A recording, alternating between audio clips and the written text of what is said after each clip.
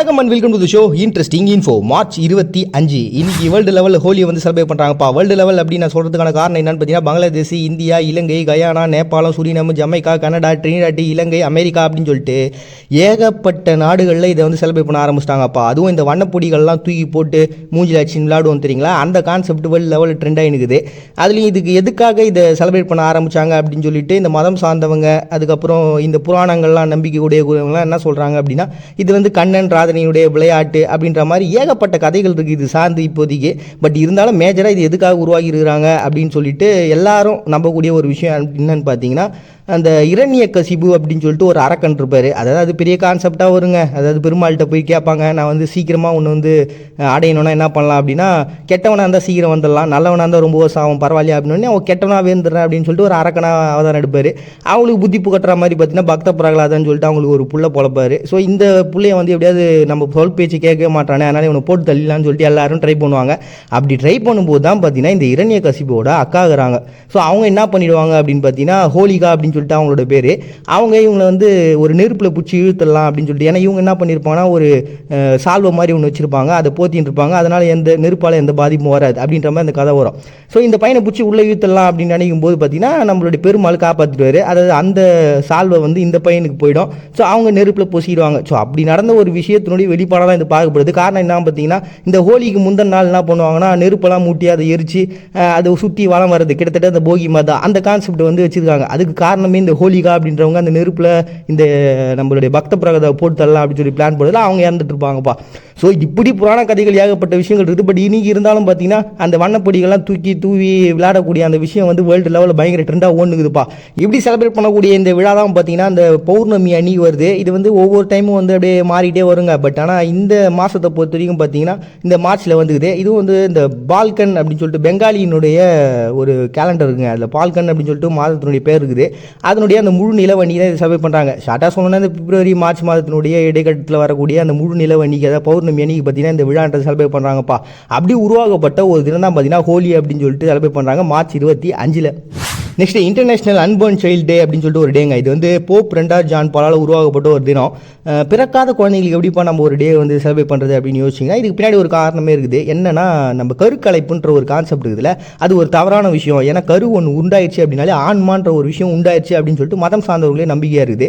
அதனால் பார்த்தீங்கன்னா நிறைய இஸ்லாம் சார்ந்தவங்க, அதுக்கப்புறம் இந்த கிறிஸ்டியானிட்டி சார்ந்தவங்க, இவங்க எல்லாருமே இதுக்கு சப்போர்ட் பண்ண ஆரம்பிச்சாங்க. அதன்படி பார்த்தீங்கன்னா 1998 அர்ஜென்டினாவில் ஃபஸ்ட் டைம் இதை வந்து அனுசரிக்க ஆரம்பித்தாங்க. அதுக்கப்புறம் பார்த்தீங்கன்னா 1999 சிலி அப்படின்னு சொல்லிட்டு அந்த நாடுகளில் அனுசரிக்க ஆரம்பிச்சாங்க. அதுக்கப்புறம் பார்த்தீங்கன்னா வேர்ல்டு லெவலில் இதை ஆதரிக்கக்கூடியவங்க எல்லாருமே வந்து இந்த கான்செப்டை உருவாக்கிறாங்க. காரணம் என்னென்னா, இந்த ஆன்மான்ற ஒன்று உருவாயிருச்சு, அதை அழிக்கிறதுன்றது தவறான விஷயம். ஆனால் இந்த கருக்கலைப்புன்ற விஷயத்தை பண்ணாதீங்க அப்படின்னு சொல்லிட்டு ஒரு விழிப்புணர்வு ஏற்படுத்தக்கூடிய ஒரு நாளாக தான் பார்த்தீங்கன்னா இன்டர்நேஷனல் அன்பர்ன் சைல்டு டே அப்படின்னு சொல்லிட்டு ஒரு டே வந்து அனுசரிக்கிறாங்க மார்ச் 25.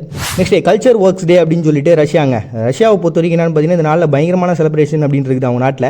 காரணம் என்னன்னா, அவங்களுடைய கலாச்சாரத்தை கொண்டாடுறது மட்டும் இல்லாமல் பார்த்தீங்கன்னா இந்த படைப்பாற்றல் கொண்டவங்களெல்லாம் வந்து செலிப்ரேட் பண்ணுன்ட்டு. படைப்பாற்றல் அப்படின்னு என்ன பார்த்தீங்கன்னா, இப்போ இந்த சினிமாவாக இருக்கட்டும், இல்லாட்டி ஒரு புக்கு எழுதுறவங்களாகட்டும், கவிதை எழுதுறவங்களா இருக்கட்டும் அப்படின்னு சொல்லிட்டு ஏகப்பட்ட விஷயங்கள் இருக்கும்ல, இது எல்லாமே வந்து பார்த்தீங்கன்னா ஒரு படைப்பு தான். அப்படிப்பட்ட அந்த படைப்பெல்லாம் நம்ம கொண்டாடியே ஆகணுன்றதுக்காக உருவாக்கப்பட்ட ஒரு தினம் இது. முதல்ல பார்த்தீங்கன்னா அவங்களுடைய கலாச்சார அமைச்சராக இருக்கக்கூடிய அலெக்சாண்டர் சோகோலோவ் அப்படின்ற ஒரு பர்சன் தான் பார்த்தீங்கன்னா முன்மொழி, இதை பாருங்க இந்த மாதிரி ஒரு விஷயம் இருக்குது, நம்ம நாட்டில் இருக்கிற எல்லாரையும் நம்ம வந்து கண்டிப்பாக செலிப்ரேட் பண்ணி ஆகணும் அப்படின்னு சொல்லிட்டு முன்மொழிஞ்சார்.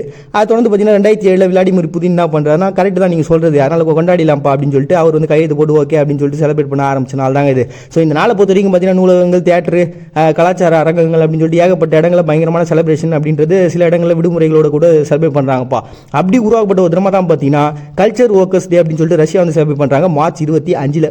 நெக்ஸ்ட் நியூசிலாந்து ஆர்மி டே அப்படின்னு சொல்லுங்க. 1845 அவங்க வந்து ஃபஸ்ட் டைம் அந்த ஆர்மி சட்டம்லாம் போட்டு இந்த மாதிரி நமக்கு ஒரு ஆர்மி இருக்குது, அதுக்கு இந்த சட்டத்திட்டங்கள்லாம் இருக்குது, அது இந்த வரைமுறைகள்லாம் வரும்னு சொல்லிட்டு முதல்ல உருவாகினாங்களே, அதுதான் வந்து இவங்க செலிப்ரேட் பண்ணுறாங்கப்பா. நான் இந்த சட்டத்திட்டம் 1845 போட்டிருந்தாலும் பார்த்தீங்கன்னா அது 1860 பார்த்தீங்கன்னா நடைமுறை கொண்டு வந்து எல்லாருமே அதை ஃபாலோ பண்ண ஆரம்பிச்சாங்க. அப்படி உருவாக்கப்பட்ட ஒரு தினமாக பார்த்தீங்கன்னா நமக்காக உயிர் கொடுக்குற அந்த ராணுவ வீரர்களுக்காக ஒரு டே அப்படின்னு சொல்லிட்டு நியூசிலாந்தில் ஆர்மி டே அப்படின்னு சொல்லிட்டு செலிப்ரேட் பண்ணுறாங்க March 25. Next memorial day of the victim of communist அப்படின்னு சொல்லிட்டு லாட்வியா அன்னைக்கு ஒரு டே வந்து அனுசரிக்கிறாங்க. எல்லா நாடுகள்லையும் இந்த நாடு கடத்தல் அப்படின்ற ஒரு விஷயம் நடந்துக்குது, நிறைய இனப்படுகொலைன்ற நடந்துக்குது. மோஸ்ட்லி பார்த்தீங்கன்னா இந்த நாஜி படைகளை பற்றி நம்ம எப்பவுமே பார்ப்போம். ஆனால் இன்னைக்கு அப்படியே கொஞ்சம் ட்விஸ்டே என்னன்னா, இந்த கம்யூனிஸ்ட் படைகளை பார்க்குறாங்கப்பா. 1949 இந்த நாட்டை பொறுத்த வரைக்கும் 43,000 பேர் வந்து நாடு கடத்திருக்கிறாங்க. இருக்கிறாங்களாம். அதுலேயும் பார்த்தீங்கன்னா இந்த 73% இந்த பெண்களும் குழந்தைங்களாகவும் இருக்கிறாங்களாம். அப்போ எவ்வளோ கொடுமையான ஒரு விஷயம் இல்லை.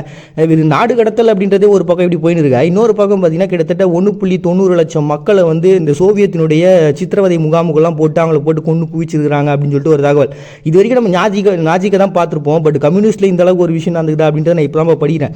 இவ்வளவு பெரிய ஒரு அடக்குமுறை அப்படின்றது ஒரு மக்கள் மேலே நடந்திருக்கு. இப்படி ஒரு வஞ்சிக்கப்பட்ட இந்த மக்களை நினைவு கூறணும் அப்படின்றதுக்காக உருவாக்கப்பட்ட ஒரு விமானம் பார்த்தீங்கன்னா இந்த memorial day of the victim of communist அப்படின்னு சொல்லிட்டு லாட்வியா ஒரு டே வந்து அனுசரிக்கிறாங்க மார்ச் 25.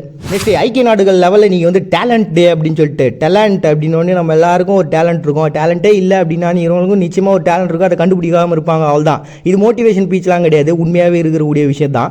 ஹங்கேரியை பொறுத்தவரைக்கும் 2011 அவங்க நாட்டில் பயங்கர ஃபேமஸாக இருக்கக்கூடிய ஒரு மியூசிஷியனு அவர் தான் பார்த்தீங்கன்னா பெல்லா பார்டக் அப்படின்ட்டு ஒருத்தர். இவர் வந்து பயங்கரமான ஒரு ஆளாக இருந்துக்கிறார். சின்ன வயசுலேருந்து பயங்கரமாக கஷ்டப்பட்டு 11 வயசுலேருந்து மியூசிக் கற்றுக்குன்னு அதுக்கப்புறம் பெரிய ஆளாக வந்துக்கிறாரு. ஸோ அவரோட பர்த்டே வந்து செலிப்ரேட் பண்ணுறதுக்காக பார்த்தீங்கன்னா அவங்க தான் இந்த வேர்ல்டு லெவலில் ஒன்று கொண்டாடலாமான்னு சொல்லிட்டு ஐக்கிய நாடுகள் சபை மூலமாக வந்து இப்போ பரிந்து வச்சு இந்த டேலண்ட் டே அப்படின்னு சொல்லிட்டு ஒன்று உருவாகினாங்க. பட் இருந்தாலும் இது என்னன்னா ஹங்கேரியில் தான் பயங்கரமாக செலிப்ரேஷன் இருக்குது. வேர்ல்டு லெவலில் இன்னும் பெரிய லெவலில் ரீச் ஆகாம தான் இருக்குதுப்பா.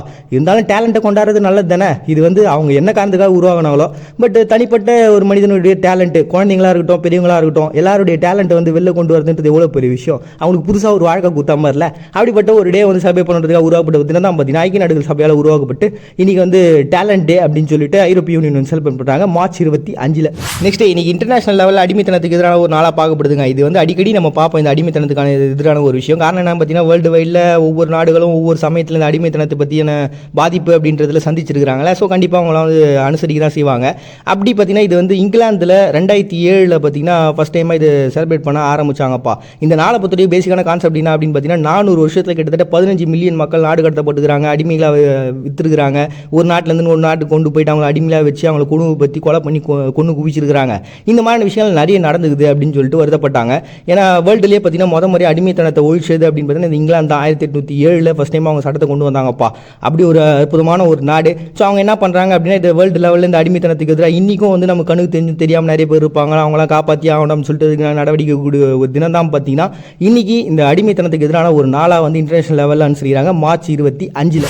நெக்ஸ்ட் ஸ்லோவேனியாவில் இன்றைக்கி அன்னைய தினமாக வந்து செலிப்ரேட் பண்ணுறாங்கப்பா. அதுக்கு பின்னாடி இருக்கக்கூடிய வரலாறு பயங்கரமாகுது. காரணம் என்னன்னு பார்த்தீங்கன்னா அந்த சமயத்தில் இவங்க அமெரிக்காவுடைய கண்ட்ரோலில் தானே இருந்தாங்க. அப்போ வந்து பார்த்தீங்கன்னா அண்ணா ஜார்ஜ் அப்படின்ற ஒரு பர்சன் என்ன பண்ணிக்கிறாங்க, இந்த மாதிரி ராணுவ வீரர்கள்லாம் தன்னுடைய அம்மாவுக்காக கடிதம் எழுதி அனுப்புறதை பார்க்குறாங்க. ஏகப்பட்ட கடிதங்கள் கொண்டு அப்படியே குவிய அதை பார்த்தவங்களுக்கு என்ன ஆயிடுச்சு அப்படின்னா என்ன இவ்வளோ அன்பாக இவ்வளோ பாசமாகறாங்களே அப்படின்னு சொல்லிட்டு அவங்களால உருவாக்கப்படுவதுன்னு தான்.